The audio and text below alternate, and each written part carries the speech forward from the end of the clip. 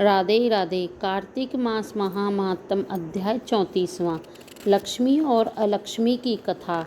पिछले अध्याय 33वें में हमने बड़ और पीपल की कथा सुनाई थी।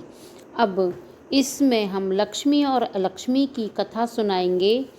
कृपया कथा को पूरा सुने और ध्यान से सुने और हमारे चैनल मेरे बरसाने को सब्सक्राइब करना ना भूलें और बेल आइकन को भी दबाएं। Thank you. ऋषि बोले, हे सूत जी, ये पीपल छूने योग्य क्यों नहीं है और यह शनिवार के दिन ही क्यों छूना चाहिए। सूत जी बोले, समुद्र मंथन में जो रत्न देवताओं को मिले थे उनमें से लक्ष्मी और कौस्तुभ मणि विष्णु जी ने ले लिए। जब विष्णु जी ने लक्ष्मी को भार्या स्वीकार की तभी लक्ष्मी ने भगवान से प्रार्थना कर कहा।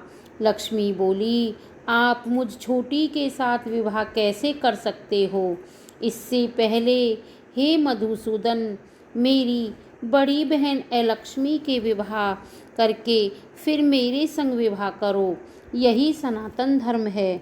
सूत जी बोले, विष्णु जी ने लक्ष्मी की इस बात को सुनकर तपस्वी उद्दालक मुनि को अपने अनुरोध से अलक्ष्मी को दे दिया।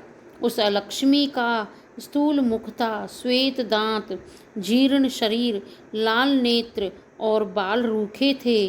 धर्मज्ञ उद्दालक मुनि विष्णु के अनुरोध से उसको अंगीकार कर वेद ध्वनि के साथ अपने आश्रम में ले आए। अलक्ष्मी होम से सुगंधित धुआं और वेद ध्वनि जहाँ हो रही है, ऐसे आश्रम को देखकर दुखी हो क्रोध कर बोली, हे ब्राह्मण, यहाँ पर वेद ध्वनि हो रही है, यह स्थान मेरे योग्य नहीं है, मैं यहाँ नहीं रहूँगी, मुझको दूसरी जगह ले चलो। उद्दालक मुनि बोले, हे कांते, तू यहाँ क्यों नहीं रहेगी, सो बता, तेरे योग्य कौन सा स्थान है। अलक्ष्मी बोली, जहाँ वेद ध्वनि होती हो और अभ्यागत का सत्कार होता हो तथा यज्ञ दानादिक होते हों, वहाँ मैं नहीं रहती हूँ। जहाँ स्त्री पुरुष प्रेम से रहते हों, पितर तथा देवताओं का पूजन होता हो, वहाँ मैं नहीं बसती हूँ। जहाँ उद्यमी नीति में कुशल, धर्मात्मा, प्रिय बोलने वाला, गुरु की पूजा करने वाले रहते हों, वहाँ मेरा निवास नहीं है। दिन रात जहाँ स्त्री पुरुष में लड़ाई होती हो, अभ्यागतों का जहाँ सत्कार नहीं हो, वह स्थान मुझे प्यारा है। जहाँ दृढ़ सज्जन और मित्रों का अपमान होता हो, जहाँ कठोर भाषण होता हो, वहाँ मैं नित्य निवास करती हूँ।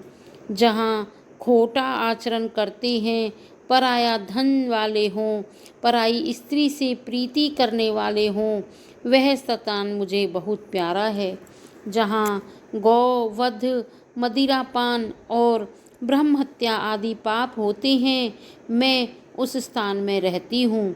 सूत जी बोले, इस प्रकार अलक्ष्मी के वचनों को सुनकर उदास मुख होकर उद्दालक बोले, हे ज्येष्ठ, जब तक मैं तुम्हारे निवास के लिए योग्य स्थान देखकर ना लौटूं, तब तक तुम इसी पीपल के वृक्ष के नीचे रहो। सूत जी बोले, इस प्रकार अलक्ष्मी को बिठाकर उद्दालक चल दिए। वह बहुत देर तक उनकी बाट देखती रही।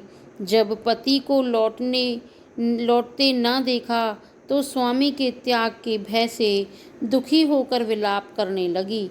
उसके विलाप को लक्ष्मी ने बैकुंठ में सुना।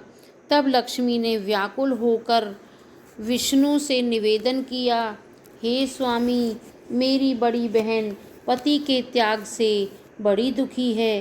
हे कृपालो, जो तुमको मैं प्यारी हूँ तो उसको जाकर समझाओ। सूत जी बोले, तब भगवान लक्ष्मी सहित वहाँ पधारे और उस अलक्ष्मी को समझाते हुए बोले, हे अलक्ष्मी, पीपल की जड़ का सहारा लेकर तू सदा यहाँ रहे। यह मेरे अंश से उत्पन्न है, इसीलिए मैंने तुमको वह स्थान दिया है जहाँ प्रति वर्ष तुम्हारा पूजन होगा और उनके ही घर में तुम्हारी छोटी बहन लक्ष्मी रहेगी तथा स्त्रियां तुमको भी अनेक प्रकार की भेंट देकर पूजन करेंगी। पुष्प, धूप, दीप से जो तुम्हारा पूजन करेगा उन पर लक्ष्मी प्रसन्न रहेगी।